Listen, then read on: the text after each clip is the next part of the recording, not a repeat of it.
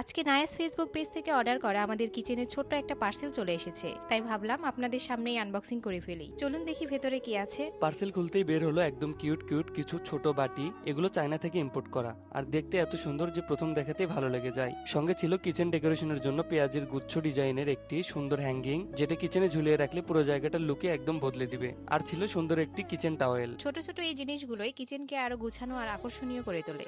আজকেই প্রথমবারের মতো এগুলো ব্যবহার করলাম। সন্ধ্যাবেলা আপনাদের ভাইয়া একটু নাস্তা খেতে চাইছিল, তাই ভাবলাম বাসায় নুডলস রান্না করে দিই। নুডলস তৈরি করে নতুন সেই কিউট ছোট বাটিগুলোতে পরিবেশন করলাম। সত্যি বলতে সুন্দর একটা বাটিতে খাবার পরিবেশন করলে খাবারটাও যেন আরো বেশি মজা লাগে। আপনাদের ভাইয়াও নতুন বাটিতে নুডলস খেয়ে খুবই খুশি হয়েছে।